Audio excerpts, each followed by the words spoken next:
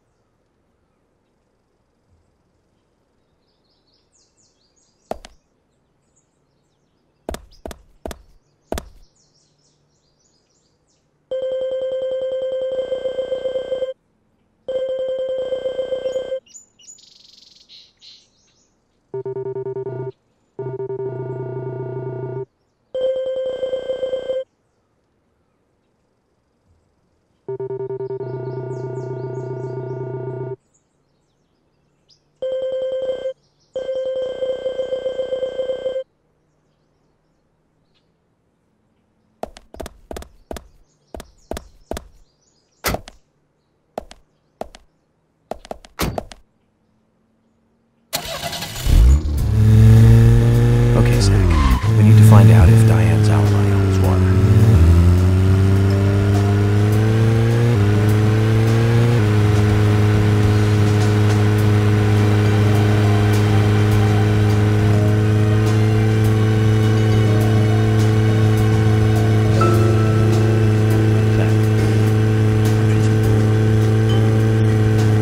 It's like heaven compared to the town we grew up in. Remember Liz, the prom queen? Elizabeth Scott Moore. She could be royalty with a name like that. She was the blonde hair, too much makeup, clothing not for cleavage, and that mole by her mouth. Say, Zach, were you with me back then? You know, that mole was made with makeup, right? We happened to be on the same bus once. I saw her drawing it on with makeup. I wasn't surprised, I guess. Just impressed that she would go that far to create that image. Do you remember that movie we went to go see that day? I'll give you a hint. It was the fourth in a popular series, and was produced by Mahalo Golan's Canon Films. Figured it out, Zach? Think it over, then. Call it your homework until next time.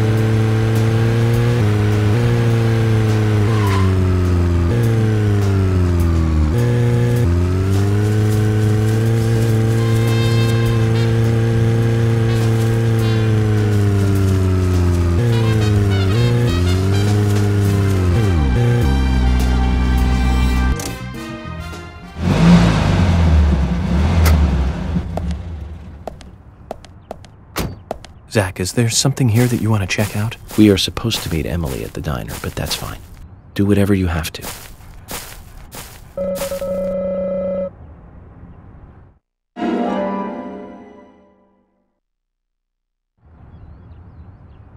A human bone? This doesn't look related to the case, but shouldn't I let someone know?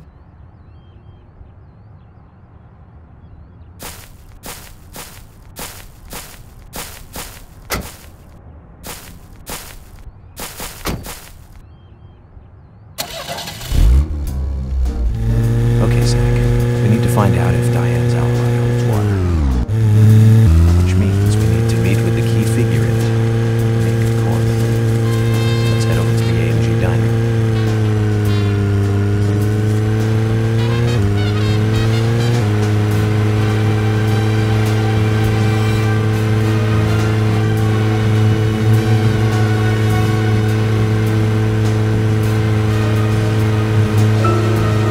To recap, the movie was the fourth sequel in a series that started in 1978. That's right, Zach. It was Superman 4, Quest for Peace. Lex Luthor was back. It was played by...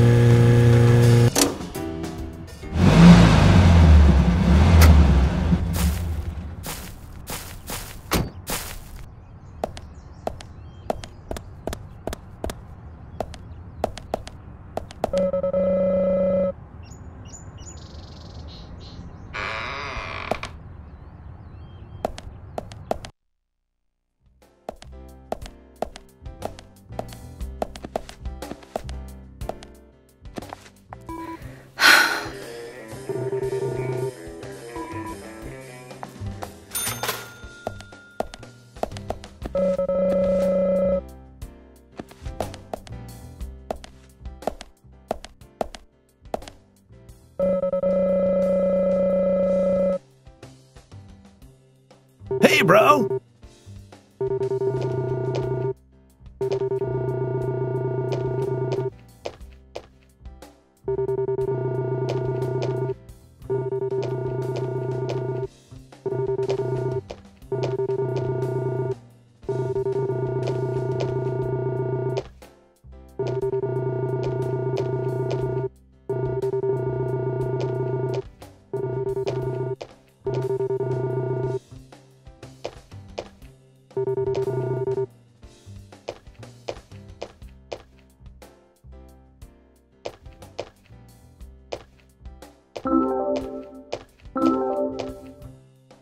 Hey man, the spot on the map is called Cope's Tunnel. It's one of a couple of places in town where, like, spooky stuff happens.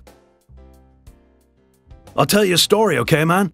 But, don't go spreading it around. The spirits, they don't like publicity.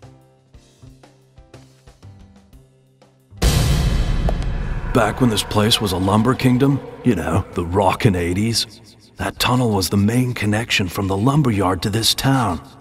Every day, huge trailers would like come in and out. Lots of traffic, dude. Of course, some people were like all up in arms. Save our nature, stop pollution, you know. Big business was pushing in here from all over the US of A. Everyone was bickering over the forest. So some of the town people got even more worked up, you know? They started a protest inside the tunnel itself. I guess maybe that was the start of all the bad times. Bad times. Oh yeah, man. Rough stuff and heavy times, man. The conservationists and the lumber workers faced off with each other. Neither side was backing down, and that made things worse. Amid all this chaos, there was a man and a woman who got engaged. Problem was that the man was a lumberjack, and the woman, she was a tree hugger.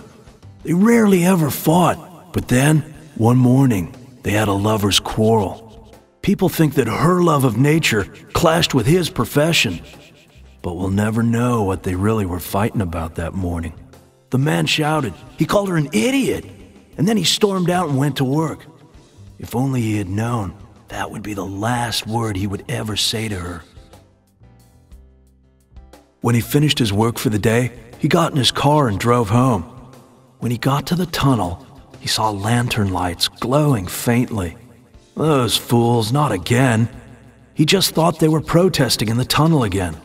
And to scare them a little, he decided to speed up. He probably thought they'd all scatter so he wouldn't hit them. But the lights didn't move. In fact, one came toward him. A second later, there was a thud, and the lantern flew up into the air. Slammed on his brakes, too late, of course.